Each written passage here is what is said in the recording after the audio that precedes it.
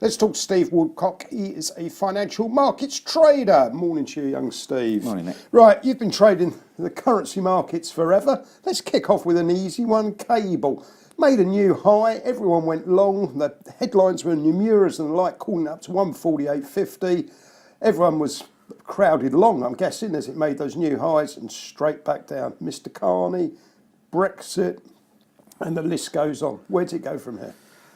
Well, I think at the moment we're towards the bottom end of the range now. We're in that sort of that 135, 136 sort of area that we had trouble breaking up through on the bounce.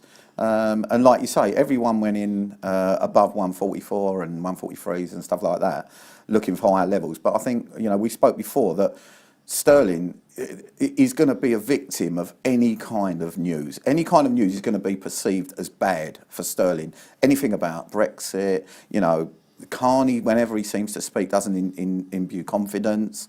I just think that sterling at the moment, as I said before, is going to trade with a heavy heart until we come out, until the whole situation is resolved and we are clear of Europe. And obviously the customs union conversation at the moment is, I've got to admit, it's baffling me now. Yep. The amount of information I know now about the customs union, but I know nothing. Yeah. Yeah. I don't know. For me, sterling, as I've said before, is going to trade with a heavy heart.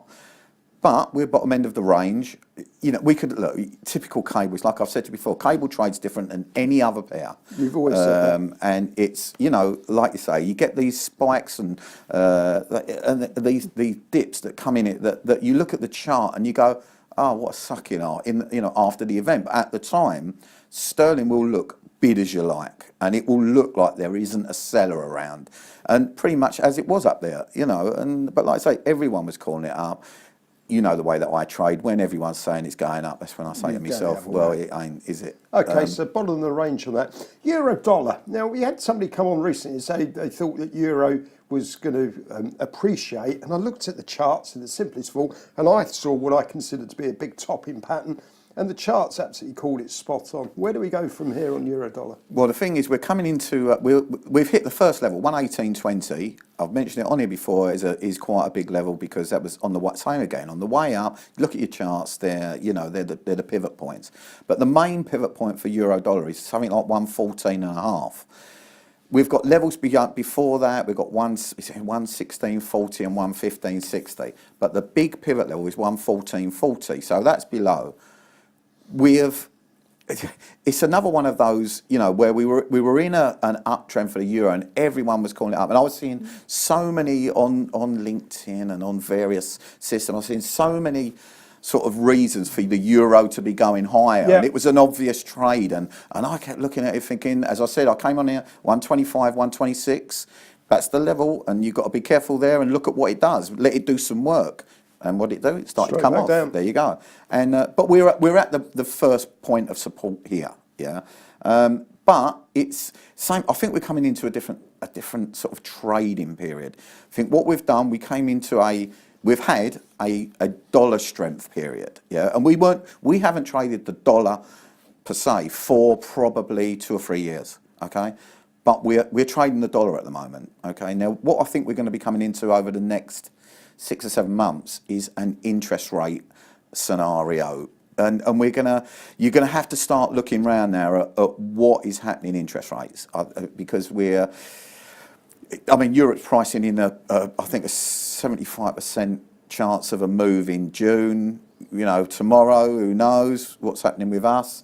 The US are trying to raise rates, but are they going to raise as much as they said? And so we're in an interest rate moving economy now. Yep. Yeah, and so that's what I think we're probably going to have to look at over the coming months. And I still, me, I think the dollar is massively cheap.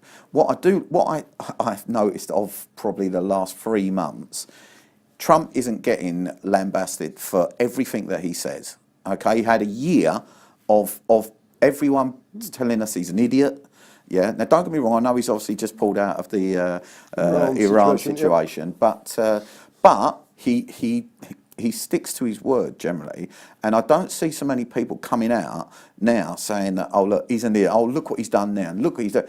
There ain't so much of that. Obviously, look, if you go online, you can find all that stuff. But it's not being shoved down our throats now. Every time he says something, there was a time when I'd watch the evening news and it was Donald Trump every day, you know.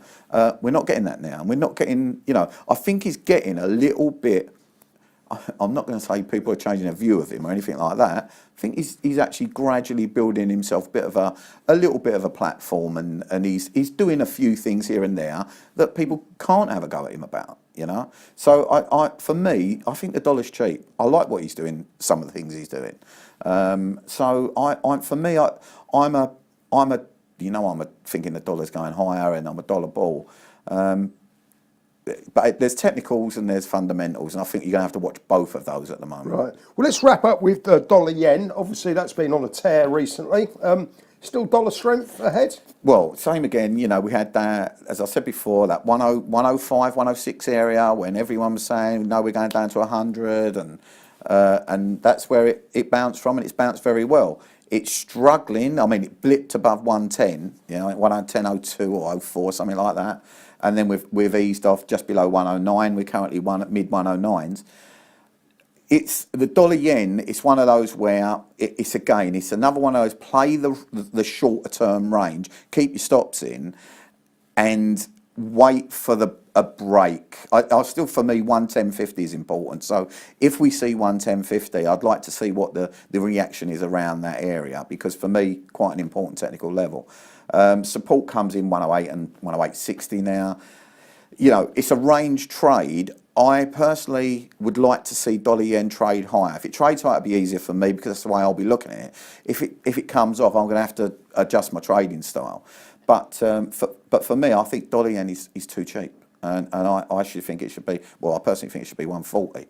But for me, you'll probably, you know, 125 would be the first level, but it's got to clear 110.50, and then you're looking at the 115s and stuff like that. But I think we're in interesting time. The currency markets are moving around, and for a change, we've had a move in the euro. As I always say on here, it goes sideways. You look at your charts at the end of the year, it went sideways, you know. Dollar yen can move. Sterling's definitely going to be moving, 100%.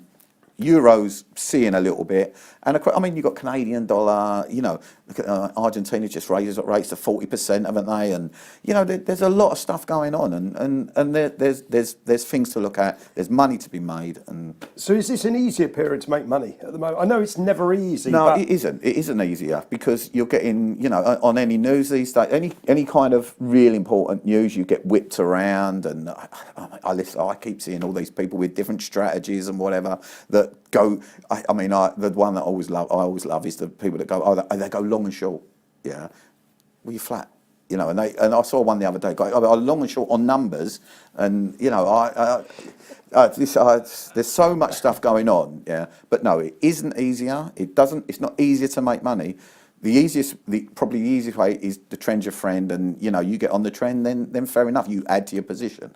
That's the easy way. But you know, we're all the same these days. You know, we're all looking for, you know, a little bit more. You know, no one takes the easy money these days. You know, I say it sometimes. Look, I can make, you know, 1% a day quite easily, but I don't sit there trying to make 1% a day. I sit there trying to make more. You know, so you sound like Harry Kane going for a hat trick every day.